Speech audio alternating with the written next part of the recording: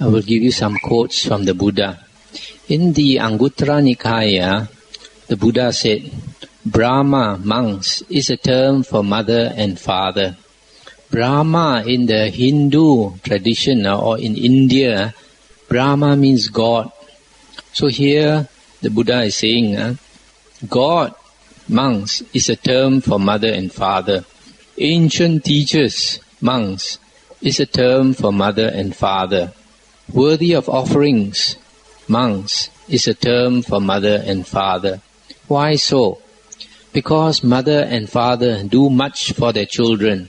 They bring them up, nourish them, and introduce them to the world.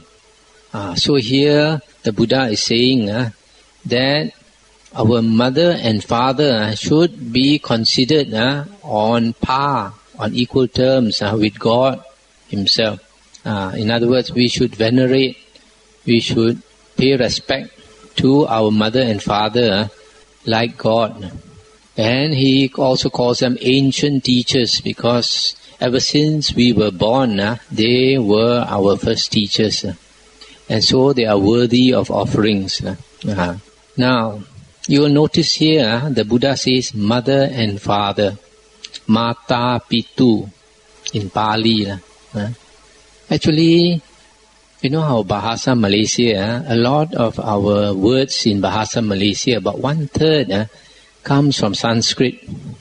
Bhumi, Putra, Putri, Muka, Sabda, all these are Rupa, all these are Sanskrit terms. And Pali is very similar. So mother and father is Mata Pitu. Mata, from there you get mother. In fact, some of the Indian words are very ancient. So they have even gone into English, like dua, D-U-A, or due, D-W-E, or duo, D-U-O. You get the English word duo, D-U-O. That comes from India. Or dual, D-U-A-L. That comes from India. And center, the English word center, C-E-N-T-R-E. Very probably, when it was first coined, it was not center, it was kentra. Kentra. And the equivalent Indian word is kentra. Kentra. So even English words, some of them come from India. So, Mata Pitu, mother is always stated first. Because in the Indian tradition, mother is more important than father.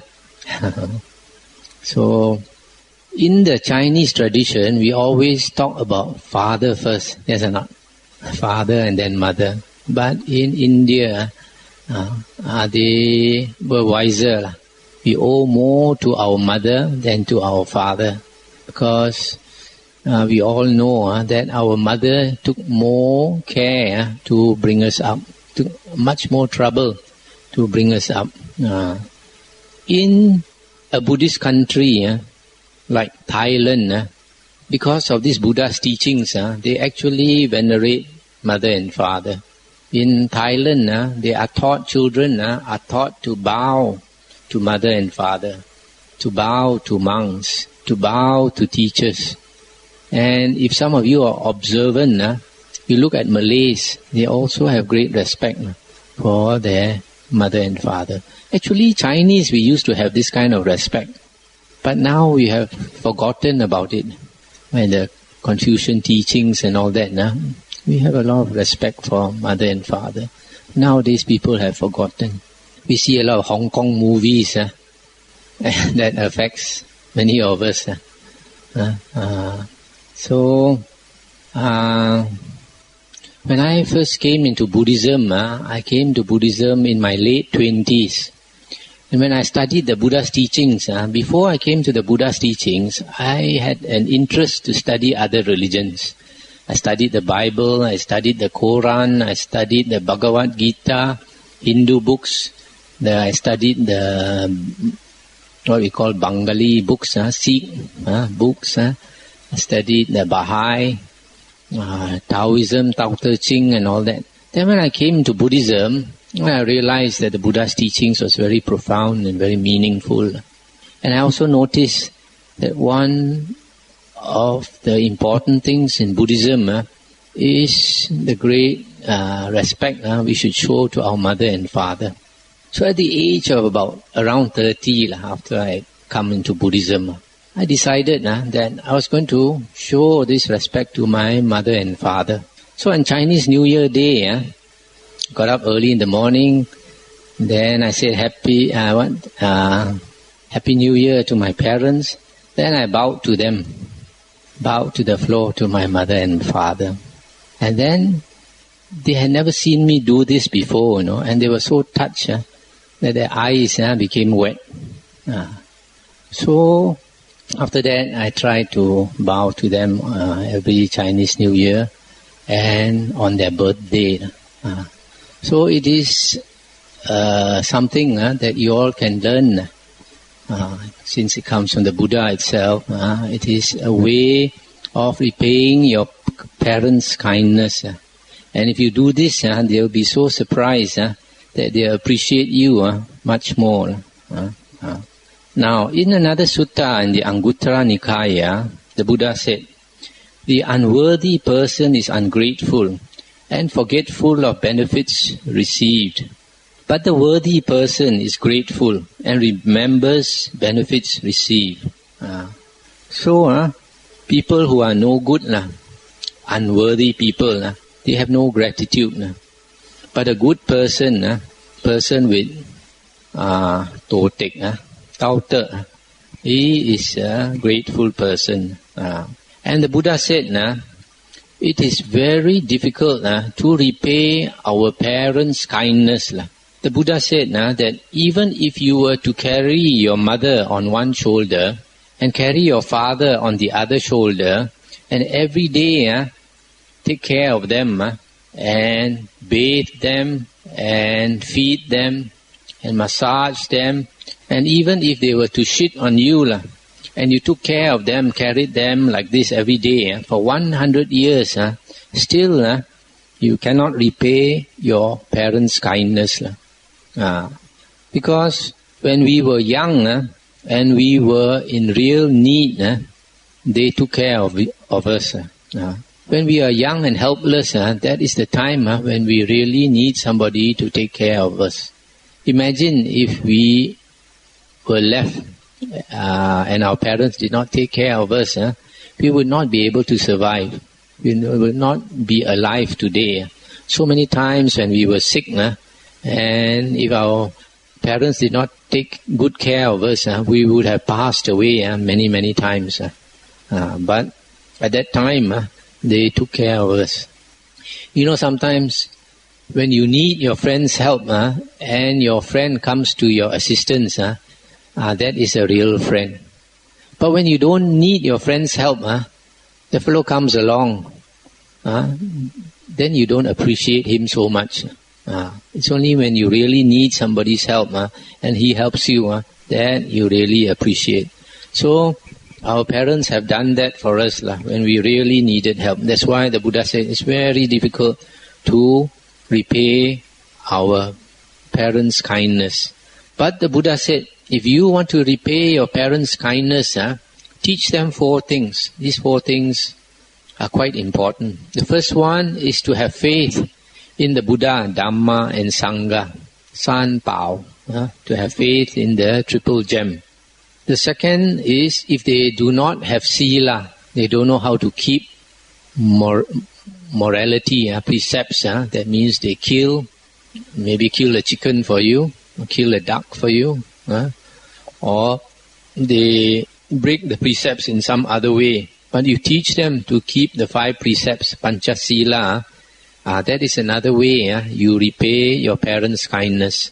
The third one, if your parents are very selfish, they don't like to do charity, they are not generous, then you teach them to be generous, to like to posi, to help other people.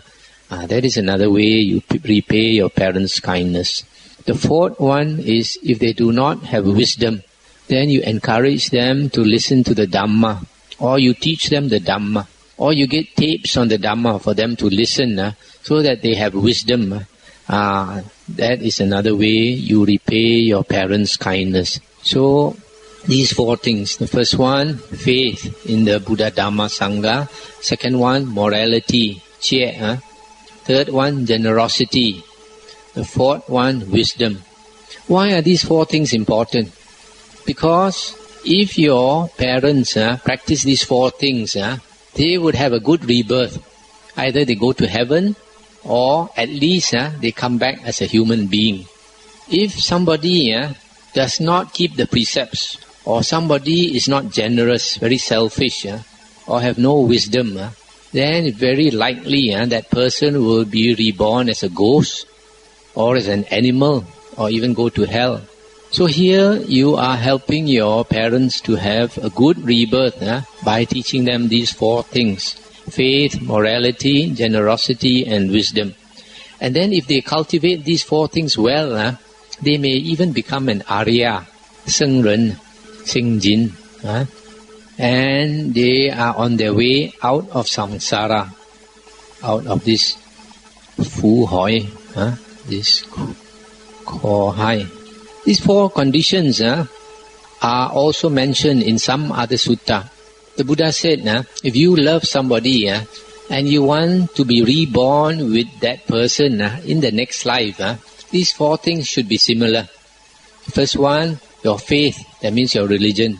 Second one, whether you are equally moral or equally immoral. Third one, generosity. Either you are equally generous or equally selfish. The fourth one, either you are equally wise or equally bodoh, stupid. Then you'll be reborn together. So, remember, if you want those that you love to be reborn with you, these 4 things. Now, in one of the Buddha's discourses, the Buddha said, of all the heavy karma, there are 5 types of karma. Karma is intentional action, which are the heaviest. That means the evil is very great for these 5 deeds. The first one is you kill an arahant. Kill an arahant. A arahant is a liberated being. Arahant also includes a Buddha. So if you kill an arahant, that is an extremely heavy offense. Second one, you kill your mother. Third one, you kill your father. The fourth one, you hurt a Buddha by making his blood flow. That means intentionally you harm a Buddha and make his blood flow out. The fifth one, the monks or nuns, community of monks or nuns are in harmony, and you create problem. You are batu api, you make them divide and split. So these 5 offenses are the most heavy offenses. And if you do any of these 5 heavy offenses, for sure, when you die, you will go to hell. Nobody can save you from going to hell. And you'll be there for a long time before you come up. So, you see how parents are so important, that if you kill your mother and father, that is an extremely heavy offense.